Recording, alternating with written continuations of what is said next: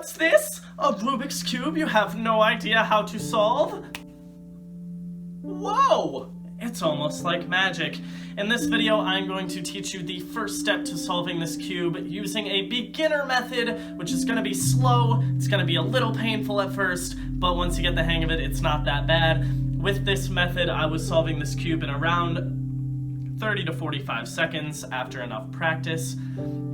So let's get into how the first step is going to work, and that's going to be solving the first layer of your Rubik's Cube. The first step in solving our cube is going to be solving this first layer.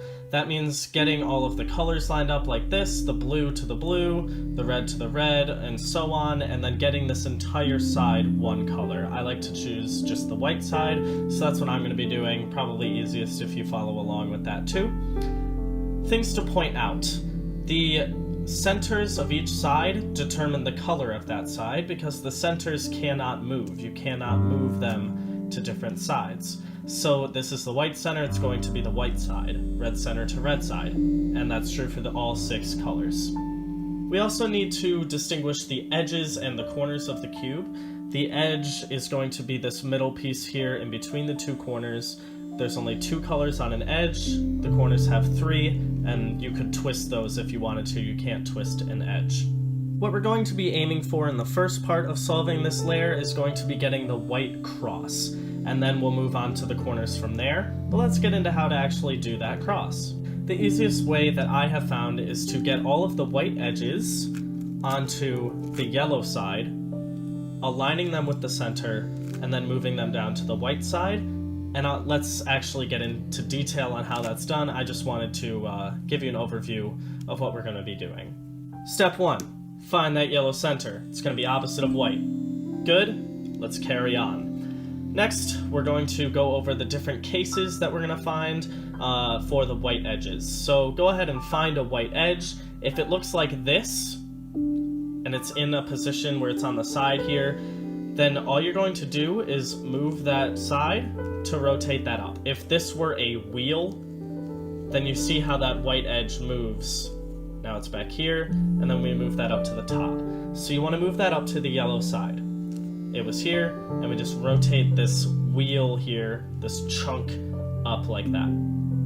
If that doesn't make sense right away, just play with it. Eventually you'll figure it out and get the hang of it. So let's look for another one. We've got another one right here, so we'll move it up.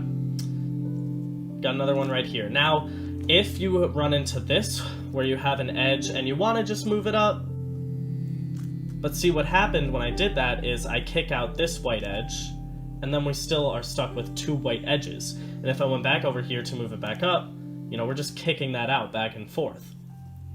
So what you need to do is you need to move the yellow layer, this wheel here, right, to move that piece out of the way. So if we moved it this way, that moves that piece in the way. So we're going to move it that way. So then we have a non-white piece here that we can move our edge up like that.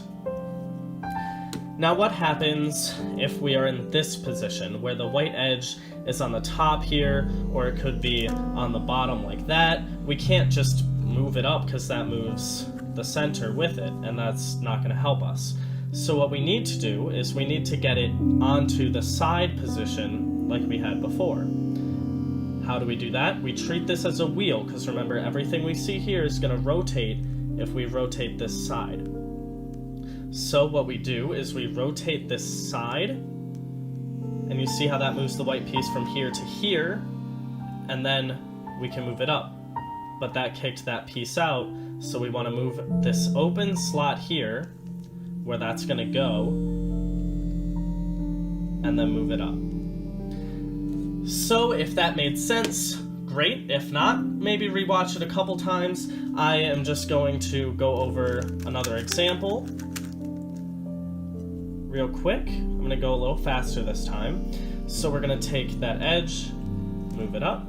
We've got another one here, and move that up. This one's down here, so we need to move it into a position where we can move it up, and then make sure this slot is clear, and up it goes. This one's up here, so we can't move that up, that doesn't work. We have to move it into a position where we can move it up, get the open slot, and then put it up there. So now, hopefully you have all of your white edges on this yellow side. Now what we're going to do is we are going to pick one. Just pick the one right in front of you. This one's orange. I guess just go and find your orange edge, your orange-white edge. And then locate your orange center. And we're just going to move this wheel, this chunk here, this side, until that color lines up with the edge. So if it were over here, we're just going to move it until that lines up. Then what we're going to do is get it down to the white side. And remember, it's a wheel, so this is just going to rotate down here. So we take that, and now it's down to the white side. We'll go with green next. Find the green center, that's red. Green. And we rotate that down. Red to red, rotate it down. And then we've got blue to blue. We're going to rotate that down. And now you should have your white cross. Again, if that didn't make sense, go watch it again until it does. And just practice, play around until it makes sense. Okay, now that we've got our white cross, we're going to be getting all of the white corners into place. So those are these guys that you see are not, they're not matching up the way they should. So go ahead and find a white corner. That's a corner that has a white sticker on it. I see one right here. It's going to be either in the bottom or in the top. For now, we'll worry about the bottom. So find one in the bottom layer and figure out what colors it is. This one's white, orange, and blue. That means it's going to go here between the white, blue, and orange centers. So we need to take that bottom layer, move that corner under where it needs to go. So you see how the centers are matching up here to where it needs to go. And then we're going to be doing our algorithm. Now, algorithm sounds fancy, but it's really just a sequence of moves that gets a piece to where we want it to go. The way they are notated is with each side gets a letter. So right is the right side, it's going to be R. If you're going clockwise on that right face, it's going to be a plain R. We're going to go clockwise. If it is going counterclockwise like this, it's going to be R prime. That's going to be R with an apostrophe. And that means we're going this way. That goes for the left side, L clockwise, or L prime counterclockwise. And then we also have D, and this is always if you're looking at the face you're turning. So D is going clockwise, D prime, and then we've got B and B prime, just like that. Not too complicated, right? And I will also be doing them along with you so you can figure out how it looks and what you're going to actually be doing. So this first algorithm, once we've got this corner in place, is going to be R prime, D prime, R, D. Now what that means is we're going to take R and go counterclockwise, D counterclockwise, D prime, R, and D. And there, that put the corner in place. That's not going to happen right away, all the time.